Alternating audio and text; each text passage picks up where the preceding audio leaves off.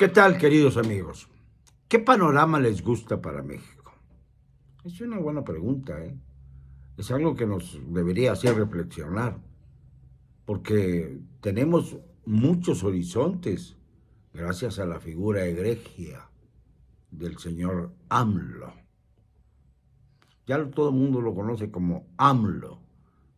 Sus apellidos, sus nombres van a caer irremediablemente en el vacío.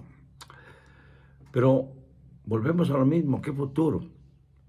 ¿El futuro de un Estado fallido? ¿El futuro de un golpe de Estado como el que recientemente intentó el mismo señor AMLO? ¿El futuro de un paro nacional como el que hoy emprenden muchos mexicanos? No todos, pero ya comenzará esto a crecer como la ola mexicana, poco a poco, hasta que llegue a ser un paro total y definitivo, como respuesta pacífica, última respuesta pacífica, última de una ciudadanía afrentada. O a lo mejor prefieren definitivamente una autocracia continuada, con una marioneta, o un maximato al estilo de Plutarco Elías Calles, o bien que el señor López IV pase a tener la presidencia de un organismo internacional latinoamericano que suprima la OEA, como sucede en sus sueños guajiros al calor de la chingada, digo, de Palenque, Chiapas, allá, es donde el hombre del poder alimenta sus ideas y propuestas para tener a México agarrado del cogote. Para muchos, lo que ocurrió el viernes pasado no fue más que una muestra de lo que puede ocurrir si el presidente decide, y parece que quiere hacerlo, darse un golpe de Estado para continuar en el poder, como lo hizo Ignacio Comonfort allá por 1857, que sencillamente despreció, canceló la Constitución del 57, que él había jurado y que es el instrumento gracias al cual llegó al poder, para así darse un autogolpe de Estado único en la historia. Por ese camino va Andrés, porque siempre copia, ¿eh? De repente lee algún pasaje de la historia, alguno, porque hay muchos libros que tienen pues pasajes también de la antihistoria mexicana. Pues en uno de esos pasajes a lo mejor se entretuvo López Obrador y dijo, caramba, lo puedo hacer. O a lo mejor miró hacia Perú, con el que estamos ahí dándonos de golpes de sombra, sin que los mexicanos queramos ninguna confrontación con Perú, y solo porque el señor López Obrador desea, a como dé lugar, proteger a su amigo Pedro Castillo, que está ya tras las rejas y que no parece tener ninguna posibilidad de regresar al poder. Esto es, en resumen, lo que está ocurriendo en nuestros días. Pero lo que nos importa más es el hecho de que el viernes el presidente dio línea a sus senadores, los sacó del Pleno, allá en la Cámara de Senadores, cita en Reforma, en donde había espacios para marihuanos, que ya se cancelaron, porque los turistas se quejaban de que olía mucho a marihuana cuando pasaban por el Senado de la República, y era casi bastante vergonzoso, porque imagínense, paseas por una ciudad tan importante como la Ciudad de México y te encuentras con que hay un núcleo de marihuanos que están a la libre, fumando mota, un porro o como lo llamen todos estos personajes que solo se pueden tranquilizar y animar con las drogas. Y esto va creciendo.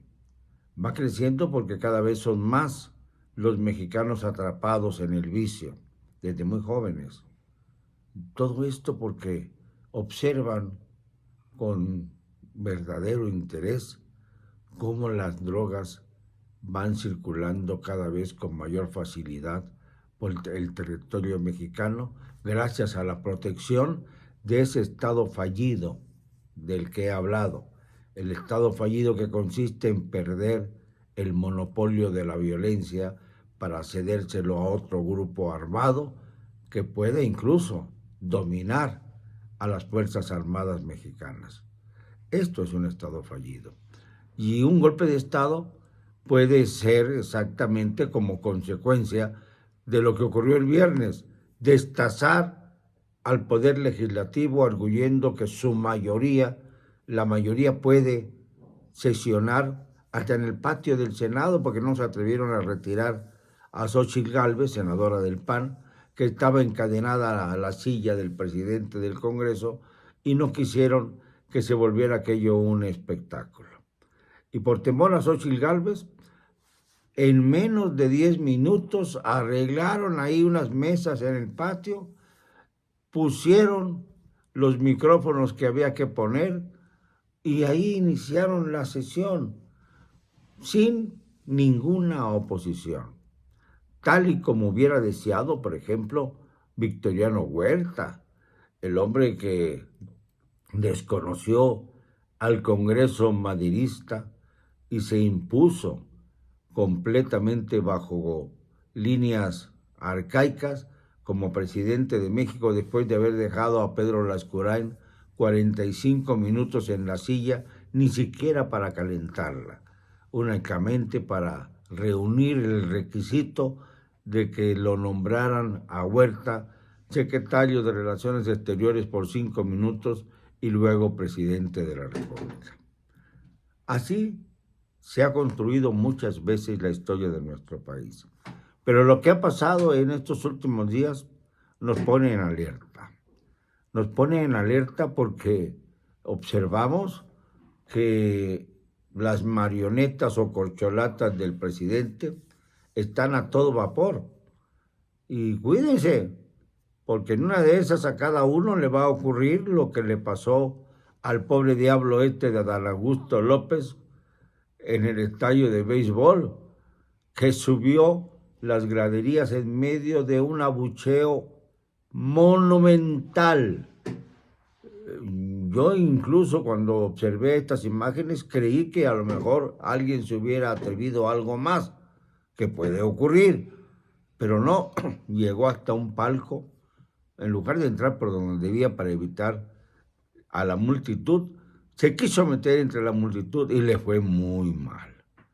Lo abuchearon, lo insultaron, lo silbaron, le gritaron fuera, fuera, fuera, porque no querían compartir sus localidades con semejante esperpento. Y por ahí va Claudia Sheinbaum, que no cesa de visitar los estados de la República haciéndose campaña descaradamente mediante supuestas conferencias programadas. Qué curioso. De todo el gabinete, la única que llaman para dar conferencias es a Claudia Sheinbaum. Nadie se ocupa de llamar para dar conferencias al secretario de Gobernación, por ejemplo, o al de Relaciones Exteriores. No, nada más a ella, porque ella misma las organiza como esta buena organizadora de eventos. Ya fundó una compañía que se llama Sheinbaum, Ringling and Miley Show, para que puedan llegar todos aquellos al Zócalo que quieran participar en las ofrendas al espectáculo que provee la señora Sheinbaum, aunque se trate de un artista que haya mancillado la bandera nacional. Eso, ¿para qué hablamos, verdad? ¿Qué importancia puede tener? Al contrario, esto es malaje. Somos malos los críticos. Somos lo peor que puede existir por señalar que se respete nuestra bandera, por señalar que se tenga prudencia en la organización de eventos en el Zócalo. estamos, sí, en el estado fallido o en el día cuarto después del golpe de estado que dio el presidente en el Senado. Mientras todos los mexicanos hoy debiéramos estar pensando en parar actividades. Yo en este momento suspendo mi conferencia matutina, mi diálogo matutino, mejor dicho, para no volver a hacer nada en todo el día, sumándome al paro nacional que fue convocado para hoy. Habrá otros, porque no vamos a parar, porque la ciudadanía está cansada. No me van a callar, y lo digo con cero cobardía.